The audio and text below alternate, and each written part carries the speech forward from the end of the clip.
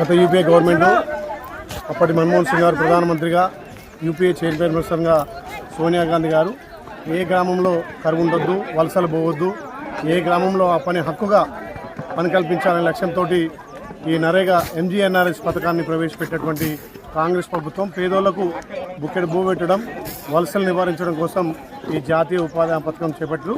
దీని ద్వారా ఏ గ్రామంలో ఆ గ్రామ పంచాయతీ గ్రామ సభ ద్వారా తీర్మానం చేసినటువంటి పని వాళ్లకు గుంతలు లెవెల్ చేయడం కానీ, చెట్లు తీసేయడం కానీ, వ్యవసాయ భూములు కూడా గుంతలు లేకుండా ఒక పంట పండే విధంగా చేసుకోవడం చాలా రైతులకు ఉపయోగపడడం, అదేవిధంగా నిరుపేదలైనటువంటి పేదలకు కూడా రోజు పనిగలిగే విధంగా ఈ ఎంజీఎన్ఆర్ఎస్ పథకం ఎంతో ఉపయోగపడుతుంది. మరి ఈ పథకాన్ని ఇప్పుడున్నటువంటి మోడీ ప్రభుత్వం, నిరంకుశ ప్రభుత్వం ఏమున్నా పేదోడు ఇంకా పేదోడుగా చేసి ధనికులకు కొమ్ముగాస్తున్నటువంటి ఈ మోడీకి బుద్ధి చెప్పాల్సిన అవసరం ఉంది.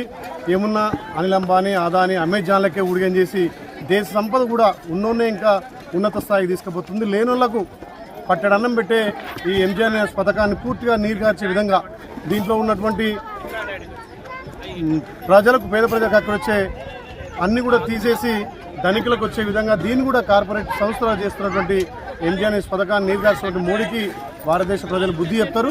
ముఖ్యంగా పేదోడి కోసం తెచ్చినటువంటి ఎంజీఎన్ఆర్ఎస్ తప్పకుండా 100 రోజులు గతంలో కల్పిస్తే మేము 120 రోజులు అంటున్నారు. మరి ఇదివరకు జాబ్ కార్డు వాళ్ళు 100 రోజులు కూడా పూర్తి అయినటువంటి వాళ్లకు 120 రోజులు ఎందుకు? మరి గతంలో కేంద్రం 90%, రాష్ట్రం 10% భరించేది. మరి ఇలా 60% కేంద్రం, 40% రాష్ట్రం. అంటే రాష్ట్రంతో నిధులు లేకపోతే పేదోళ్ళకి ఏ రకంగా పని దొరుకుతుందో మరి కేంద్ర ప్రభుత్వం ఆలోచన చేయాల్సిన అవసరం ఉంది. ముఖ్యంగా మా తెలంగాణ ఉమ్మడి ఆంధ్రప్రదేశ్ సంబంధించినటువంటి జిల్లా అధ్యక్షులు ఒకరోజు ఇక్కడ కూలీలకు ఏ రకంగా వెసులుబాటు అవుతుంది, ఏ రకంగా పనిచేస్తున్నారు, స్వయంగా జిల్లా అధ్యక్షులు అంతా వచ్చి ఇక్కడ పనిచేసి వాళ్ళతో మమేకమై వాళ్ళకి ఏ రకంగా రోజు కూలి పడుతుంది, ఎంత మెజర్మెంట్ అవుతుంది, వాళ్ళకి ఏ రకంగా ఉపాధి దొరుకుతుందో ప్రత్యక్షంగా చూడడానికి తెలంగాణ, ఆంధ్ర డీసీస్ అంతా కూడా ఒకరోజు శిక్షణగా ఈరోజు వచ్చి ఇక్కడ వాళ్ళతో మమేకమై పనిచేయడం జరుగుతుంది. ఇదైనా ఒక 70 ఏళ్ళ పెద్ద మనిషి కూడా నేను ఎక్కడో వలస పోవాల్సిన అవసరం లేదు, బొంబాయో మా భీమండో ఎక్కడో దేశం పోవాల్సిన అవసరం లేదు, నా గ్రామంలోనే నా భూమి చదువును చేసుకొని నా భూమి పంటకు తెచ్చే విధంగా చేసుకుంటున్నామని చెప్పి సంతోషం వ్యక్తం చేస్తుండ్రు. ఈ పథకాన్ని ఇదే విధంగా కొనసాగాలి. మరి కేంద్రం ఒక దుర్మార్గపు ఆలోచనతోటి ఈ పథకాన్ని పేరు మార్చి ఎంజీని అంటే గాంధీ పేరు ఉండకుండా ఏదో వీపీజీ రామ్జీ అని దేవుని పేరు పెట్టినంత మాత్రాన మీరేం గొప్పలు గారు. తప్పకుండా పేదోడు కడుపు నింపే విధంగా పేరు కాదు మార్చేది, పేదోడి తలరాతను మార్చు, పేదోడి బతుకును మార్చు. కానీ పేరు మార్చేంత మాత్రాన పేద ప్రజల బతుకులు మారాయి.